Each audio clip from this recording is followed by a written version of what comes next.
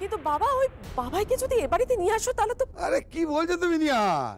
আরে বাচ্চা ছেলেটা এলে মেঘ বৃষ্টি তো আর একটা খেলার সাথী পেয়ে যাবে।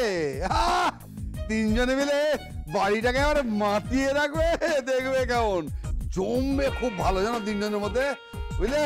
আর মাধবী এবার দেখো, রেডি হয়ে থেকো, তোমার এই তিনটে নাতি নাতনি মিলে তোমাকে জানাজেহাল করবে না।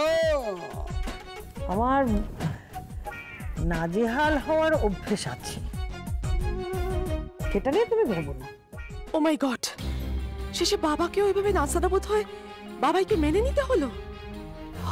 নিখিল, তুমি বুঝতে পারছো না ওই বাবাইকে এ বাড়িতে আনার ব্যবস্থা করে তুমি মেঘ বৃষ্টির কত বড় ক্ষতি করছো।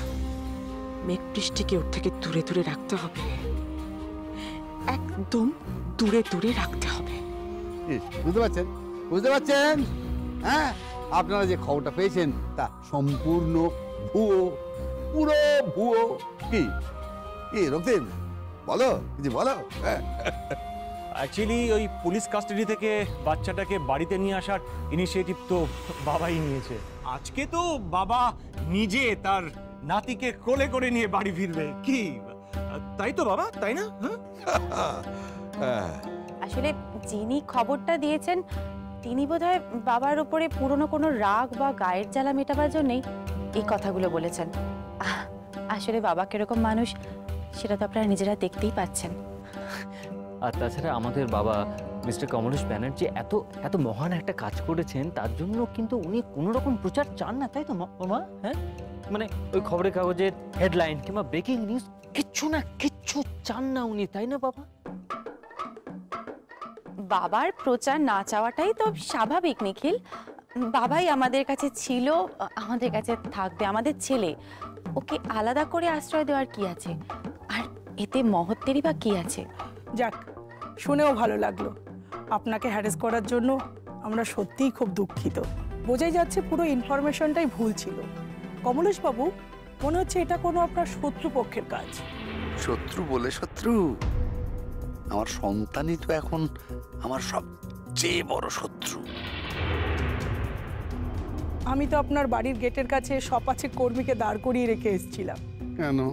আপনি দোষী সাব্যস্ত হলে আপনাকে ধরে নিয়ে যাওয়া হবে। আমার কর্মীরা স্লোগান দিয়ে ভাঙচুর করবে। যাক, সেসব হয়নি, ভালোই হয়েছে। তাহলে আসি। আচ্ছা আচ্ছা।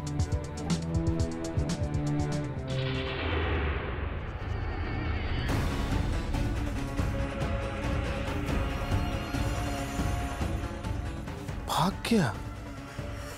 मैं ठीक सोचा था वो भाग जाएगा। दोबारा अपना मुंह काला होने के डर से आरजू भाग गया। हाँ, कावर्ड कहेगा। ও কিছুতেই পালাতে পারে না মিস্টার মায়াঙ্ক শর্মা। এই যে মলিমার মেজো জেঠু, শুধু কি তোমরাই বাবাইকে নিয়ে আদর করে যাবে? আমাদেরকেও দাও দাও। এই নাও, তোমাদের নতুন বন্ধুকে নাও, যাও। ইয়ে!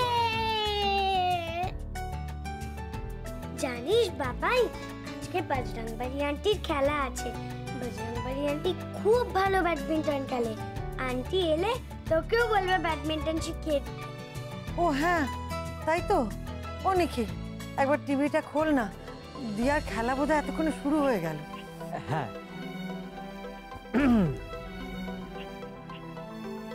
শুনুন সকলে শুনুন, আমি আপনাদের সবাইকে বলছি যে সকলে প্লিজ সমবেত হন আমাদের বসার ঘরে, কারণ এই মুহূর্তে দিয়ার ফাইনাল ম্যাচটা শুরু হতে চলেছে আর আমি টিভিটা অন করতে চলেছি। আমরা সবাই মিলে খেলা দেখবো। ইয়েস!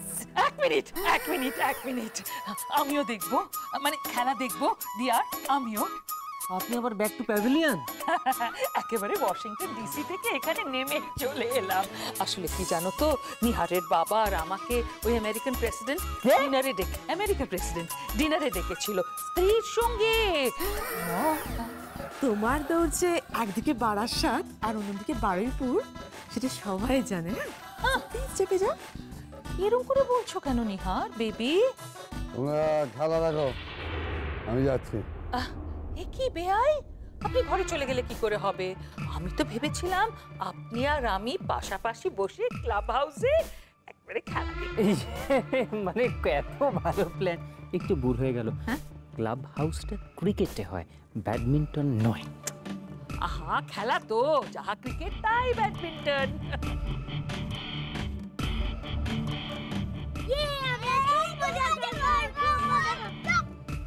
কেউ কোনো কথা বলবে না। এখন আমরা বজরংবলী আন্টির খেলা দেখবো, বুঝেছো? হ্যাঁ হ্যাঁ, সবাই চুপ। আমরা এখন সবাই মিলে বজরংবলী আন্টির খেলা দেখবো। হ্যাঁ, আমরাও দেখবো। হ্যাঁ, আমরাও দেখবো।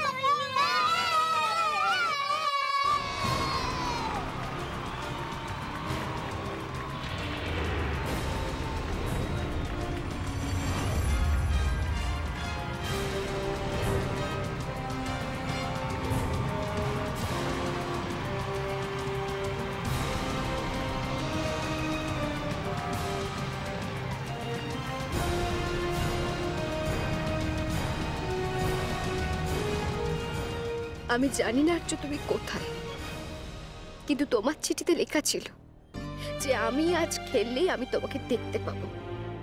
আমি আজ খেলবো আর্য, আমি আজ তোমার জন্য খেলবো, আমার জন্য খেলবো, আমাদের স্বপ্নের জন্য খেলবো। আমার মা, বাবা, ভাই, বাড়ির প্রত্যেকটা লোক যারা আমি জিতে ফিরবো সেই আশায় আমার জন্য বসে আছে, আমি তাদের জন্য খেলবো। আমি স্টেট চ্যাম্পিয়নশিপ জিতে তোমাকে কলঙ্ক মুক্ত করার জন্য খেলবো আর্য। আমি তোমাকে জিতিয়ে দেওয়ার জন্য খেলবো, তোমাকে। আজ যদি কেউ জিতে সেটা জিতবো আমি, কারণ আমি ভাইয়ার এই হেরে যাওয়া চেহারাটা সহ্য করতে পারছি না। সো দিয়া, get ready, just get ready for the battle.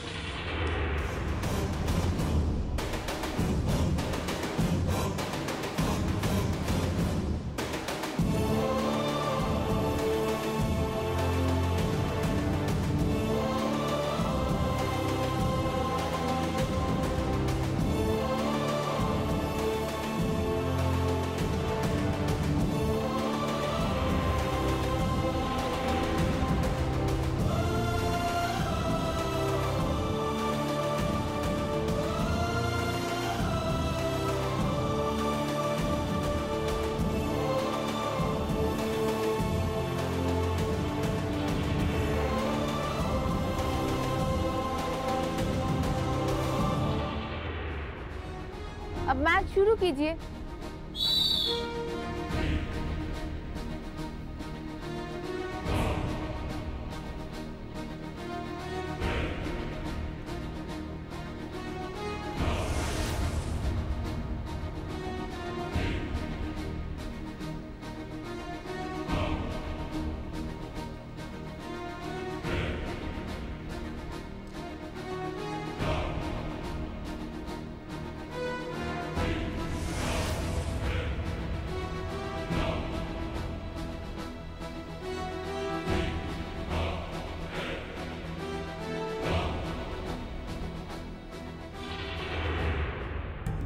আমি কিন্তু আমার কথা রেখেছি আর্য, এবার তোমার কথা রাখার পালা।